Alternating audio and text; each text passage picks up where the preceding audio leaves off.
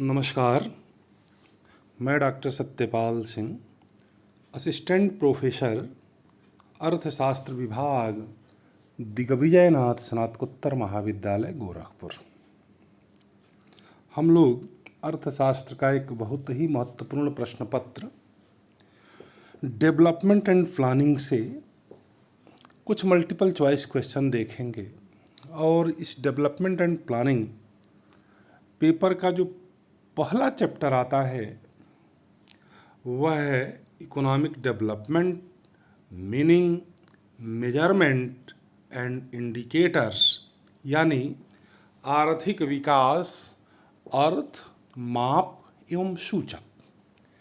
यानी इसी चैप्टर से हम लोगों को बहुविकल्पीय प्रश्नों को देखना है। जैसा कि मैं यहीं पे मैं क्लियर कर दूं कि ये जो क्वेश्चन आपको दिए जा रहे हैं ये मात्र एक नमूना के तौर पे प्रश्न बनाए गए हैं, और भी इन चैप्टर से क्वेश्चन बन सकते हैं।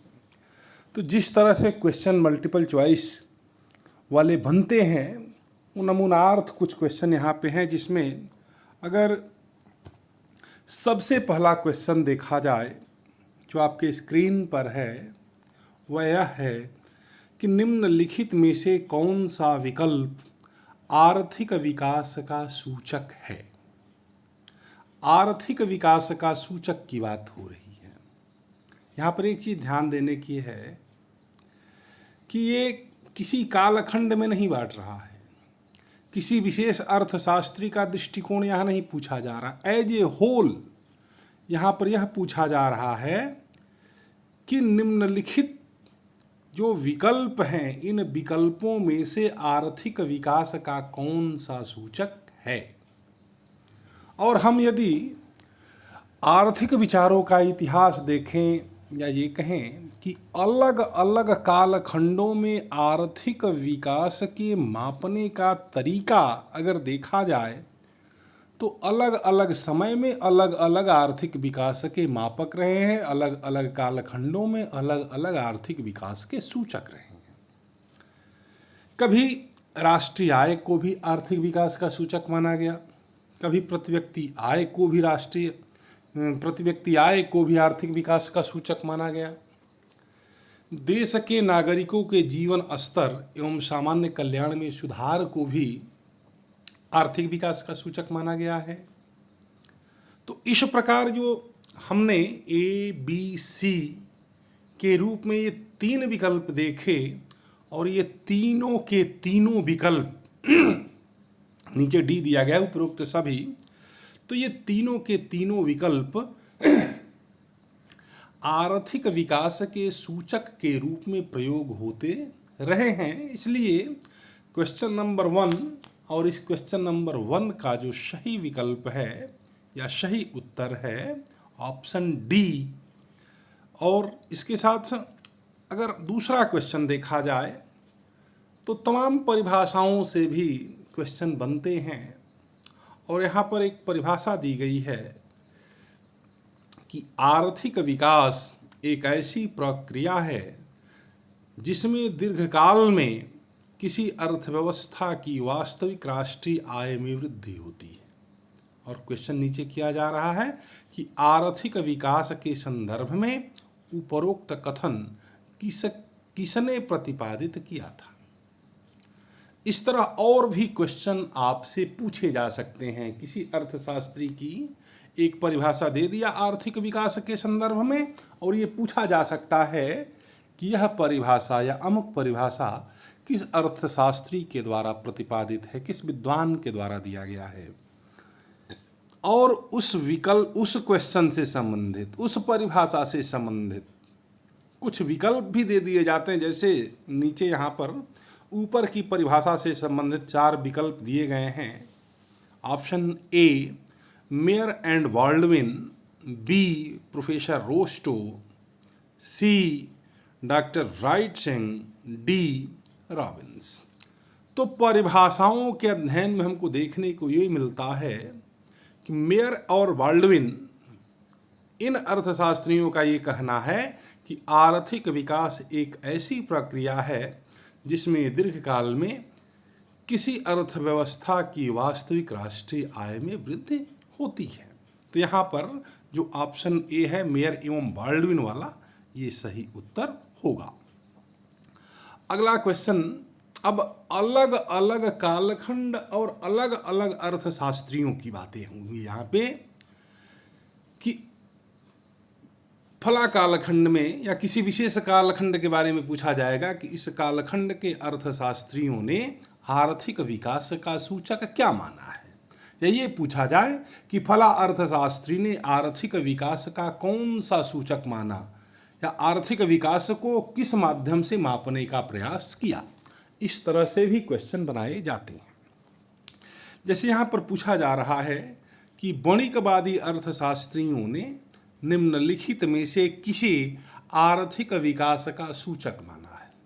यानी वणिकवादी अर्थशास्त्रियों 1776 के पहले और 1776 के पहले यानी वणिकवादी कालखंड में जो वणिकवादी अर्थशास्त्री हुए वो विकास का सूचक क्या मानते हैं, और उसके संदर्भ में ए जो विकल्प है उस पर प्रति व्यक्ति आय, बी राष्ट्रीय आय, सी अधिकतम सामाजिक कल्याण और डी देश में उपलब्ध सोने चांदी की मात्रा तथा विदेशी व्यापार।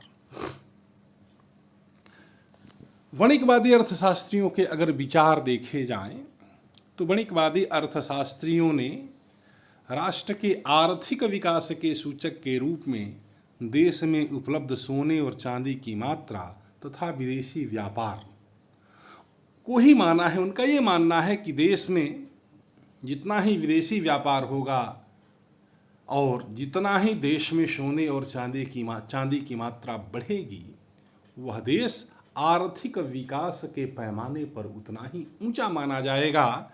इसलिए वणिकवादी अर्थशास्त्रियों का जो आर्थिक विकास का सूचक है वह देश में उपलब्ध सोने चांदी की मात्रा तथा विदेशी व्यापार है। तो यहाँ पर हमने देख लिया ये क्वेश्चन।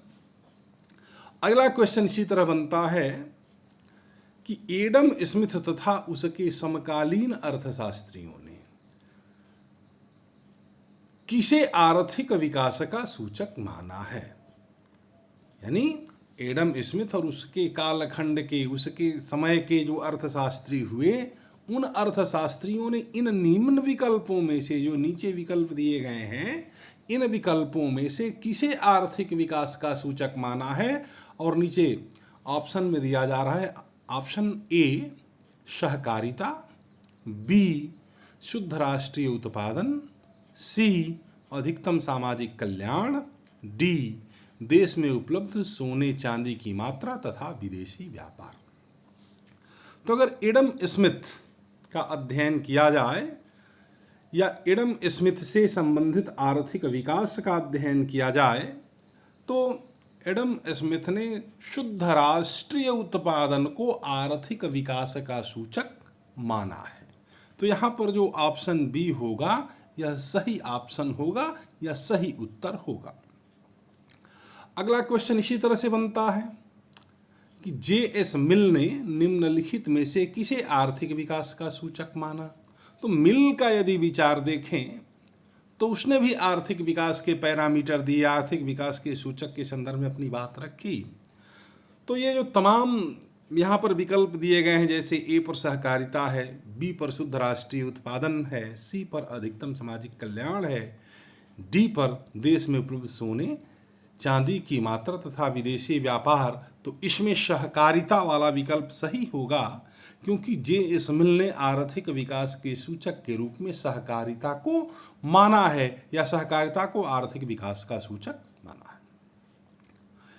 इसके बाद अगला क्वेश्चन इसी तरह बनता है कि मानव विकास सूचकांक HDI ह्यूमन डेवलपमेंट इंडेक्स निम्नलिखित में से किसके द्वारा विकसित किया गया है। ये भी आर्थिक विकास का सूचक है और मानव विकास सूचकांक के द्वारा आर्थिक विकास का मापदंड करना ये किसके द्वारा प्रतिपादित किया गया है, किसके द्वारा विकसित किया गया है। और इसके संदर्भ में कुछ यहाँ पे ऑप्शन भी दिए गए हैं। A J Smil, B Meier एवं बाल्डविन, सी साइमन कुजनेट और डी संयुक्त राष्ट्र विकास कार्यक्रम। तो मानव विकास सूचकांक की अगर बात की जाए तो यह मानव विकास सूचकांक जो HDI है, इसका प्रतिपादन संयुक्त राष्ट्र विकास कार्यक्रम के द्वारा किया जाता है। अगला क्वेश्चन आता है कि जीवन का भौतिक गुणवत्ता सूचक यानी physical quality of life index निम्नलिखित में से किसके द्वारा विकसित किया गया है? ये भी एक क्वेश्चन बन सकता है। और इसके संदर्भ में नीचे 4 ऑप्शन दिए गए हैं। A J Smil, B Meier एवं Baldwin, C D Morris, D Simon Kuznets. और इन विकल्पों में से एक विकल्प हमको चुनना है कि कौन सा विकल्प सही है। तो यदि जीवन का भौतिक गुणवत्ता सूचक या ये कहें physical quality of life index का अगर अध्ययन करें तो हमको मिलता है कि डी मैरिस के द्वारा इस सूचक का या इस इंडेक्स का प्रतिपादन किया गया है। तो यहाँ पर ऑप्शन सी सही ऑप्शन होगा या सही उत्तर होगा। तो इस प्रकार हम लोगों ने आज जो पहला चैप्टर देखा और इससे बनने वाले कुछ बहुविकल्पीय प्रश्नों को आज हम लोगों ने देखा। इसी प्रकार से कुछ और भी प्रश्न बनाए जा सकते हैं और ये जो क्वेश्चन है मात्र नमूना के तौर पे हैं। आप और भी प्रश्न इसी से संबंधित बना सकते हैं। तो हमें उम्मीद है कि आज का ये वीडियो आपके लिए